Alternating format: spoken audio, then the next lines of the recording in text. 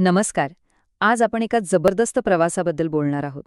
एका साध्या वाहतूक व्यवसायापासून सुरू झालेली ही गोष्ट आज एका ग्लोबल लॉजिस्टिक्स ग्रुपपर्यंत कशी पोहोचली हे आपण पाहणार आहोत.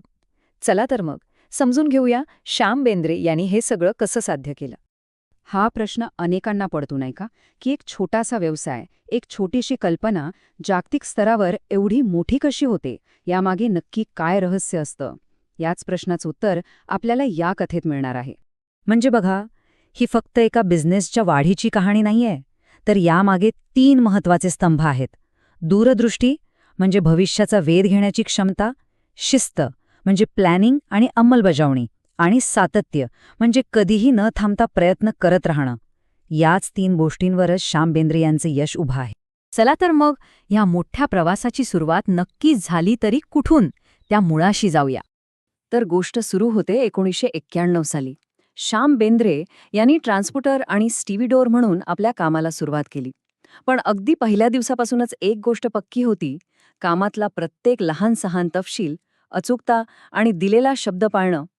त्यांची ओळखच अशी झाली होती की यांच्याकडे दिलेलं काम वेळेवर आणि सुरक्षितपणे पूर्ण होणारच, आणि हाच विश्वास त्यांच्या यशाची पहिली पायरी ठरला. बघा, फक्त मेहनत करून बिझनेस मोठा होत नाही, त्याला भविष्याचा वेध घेणाऱ्या दूरदृष्टीची जोड द्यावी लागते. पाहूया हा विस्तार कसा झाला. आणि इथेच श्याम बेंद्रे यांनी एक जबरदस्त संधी ओळखली. त्यांना कळलं की लोकांना फक्त माल एका ठिकाणाहून दुसरीकडे नेणारी गाडी नकोय, त्यांना एक कम्प्लीट सोल्युशन हवंय. म्हणजे माल उचलण्यापासून ते शेवटच्या पत्त्यावर पोहोचवण्यापर्यंतची सगळी जबाबदारी घेणारी सेवा. याच संकल्पनेला म्हणतात एंड टू एंड लॉजिस्टिक्स, आणि हीच त्यांच्या बिझनेसची नवी दिशा ठरली. मग ही आयडिया प्रत्यक्षात कशी आणली?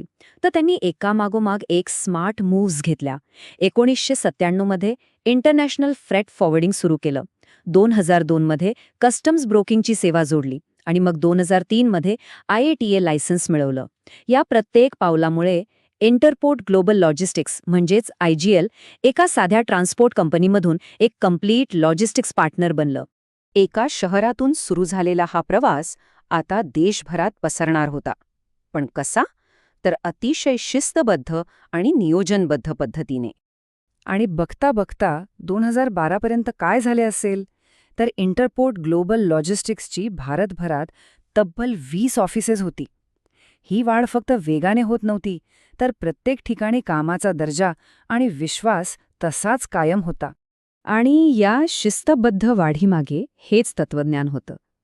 श्याम बेंद्रे यांचा ठाम विश्वास होता की बिझनेसचा विस्तार वेगाने करण्यापेक्षा तो टिकाऊ कसा होईल हे पाहणं महत्त्वाचं आहे, आणि त्यासाठी गुणवत्तेशी तडजोड करून चालणार नाही. भारतात पाय घट्ट रोवल्यानंतर IGL आता एका मोठ्या जागतिक झेपेसाठी तयार होतं, आणि त्यांचं टार्गेट होतं थेट अमेरिका. अमेरिकेतला विस्तार हा काही अचानक झालेला नाही, त्यामागे एक प्रॉपर प्लॅनिंग होतं. बघा, 2014 मध्ये तिथे पहिलं ऑफिस उघडलं, मग 2017 मध्ये स्वतःचं वेअरहाऊस उभं केलं, आणि 2021 मध्ये सगळ्यात महत्त्वाचं म्हणजे US कस्टम्स ब्रोकिंग लायसन्स मिळवलं. हे सगळे एका विचारपूर्वक केलेल्या योजनेचाच भाग होतं. यामुळे काय झालं, तर IGLने जणू काही भारत आणि अमेरिकेत एक मजबूत लॉजिस्टिक्स ब्रिज तयार केला.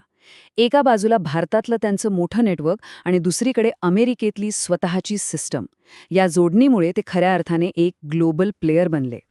आतापर्यंत आपण पाहिलं की काय झालं, पण खरं तर या सगळ्या यशामागे काय आणि कसं हे समजून घेणं जास्त महत्त्वाचं आहे, नाही का? आणि त्याचं उत्तर दडलंय त्यांच्या कामाच्या पद्धतीत. श्याम बेंद्रे यांच्या यशाचे 4 मुख्य स्तंभ. पहिलं म्हणजे अचूकता, कारण लॉजिस्टिक्समध्ये एक छोटीशी चूकही खूप महागात पडू शकते.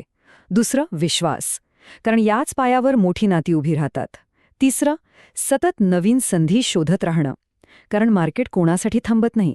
आणि चौथं टीमवर्क, कारण एवढं मोठं काम एकटी व्यक्ती नाही करू शकत, त्यासाठी एक चांगली आणि मोटिवेटेड टीमच लागते.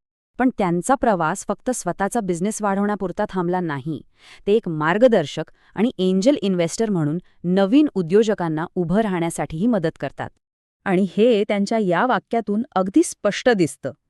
त्यांच्या मते उद्योजकतेचा खरा आनंद हा इतरांना त्यांच्या पायावर उभं राहण्यास मदत करण्यातच आहे. तर मग या संपूर्ण प्रेरणादायी प्रवासातून आपल्याला नेमकं काय शिकायला मिळतं? चला ते पाहूया. 1991 मधला एक साधा वाहतूक व्यवसाय आणि आज एक ग्लोबल लॉजिस्टिक्स ग्रुप, हा जवळपास 3 दशकांचा प्रवास खरंच अविश्वसनीय आहे.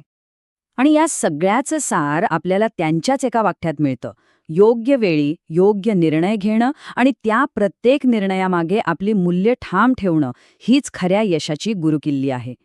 आणि जाता जाता एक विचार, श्याम बेंद्रे यांच्या प्रवासाला त्यांच्या मूल्यांनी दिशा दिली. विचार करण्यासारखी गोष्ट आहे की कोणत्याही यशस्वी प्रवासात, मग तो व्यावसायिक असो किंवा वैयक्तिक, अशी कोणती मूल्य असतात जी आपल्याला योग्य मार्गावर ठेवतात. यावर विचार करायला नक्कीच हवा.